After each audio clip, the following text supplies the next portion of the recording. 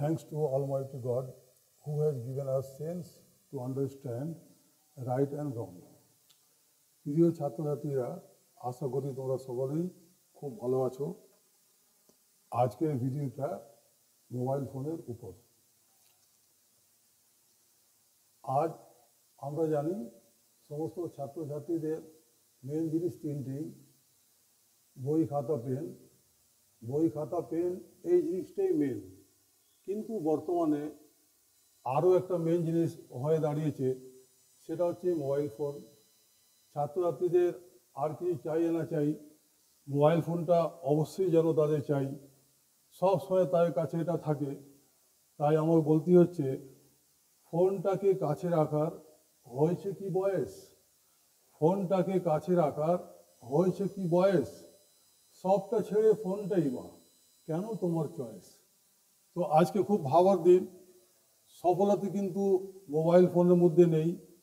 মনে রাখবে, মোবাইল ফোনটা এমনই এক জিনিস, এটাকে আগুনের একটি গোলা বলতে পারো, যা লক্ষ লক্ষ ছাত্রছাত্রীর ভবিষ্যৎকে পুড়িয়ে ছাই করে দিচ্ছে। আজ এটা থেকে আমাদের খুব সাবধানে থাকতে হবে।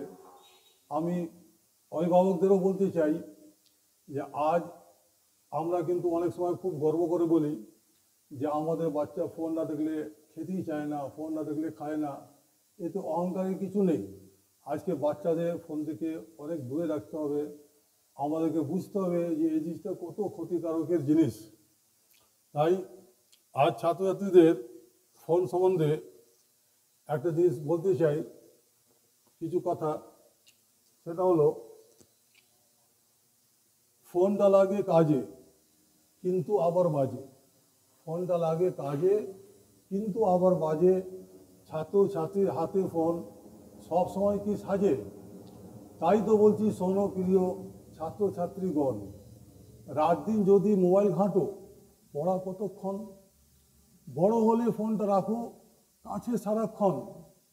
এখন ভাবো কেমন করে গড়ব জীবন। গভীরভাবে ভাবলে মনে প্রশ্নটা জাগে, আগে আমার ভবিষ্যৎ না ফোনটা আমার আগে? আমাদের কিন্তু গভীরভাবে ভাবতেই হবে। গভীরভাবে না ভাবলে আজ আমাদের ভবিষ্যৎ অন্ধকারের দিকে চলে যাচ্ছে। জানি ফোনটা আজকের দিনে বহুত প্রয়োজন, জানি ফোনটা আজকের দিনে বহুত প্রয়োজন। এমার্জেন্সি কাজে নাহি লাগে বেশিক্ষণ, কিন্তু ফোনের মধ্যে আছে এমন আকর্ষণ, পড়াশোনা থেকে এটা সরিয়ে রাখে মন। ফোনের জন্যই লেখাপড়ার হচ্ছে সর্বনাশ। ভালোদেরও রেজাল্ট দেখো টেনে টুনে পাস। লাভটা কোথায়? এখন প্রশ্নটা হচ্ছে আমাদের এটাই যে লাভটা কোথায়? ক্ষতিটাই করছে বেশি ফোন। এটা থেকে দূরে থাকো পারো যতক্ষণ। সময় থাকতে সময়ের মূল্য বোঝে না যে জন, দুঃখ কষ্টের মধ্যে থাকে সে সারা জীবন।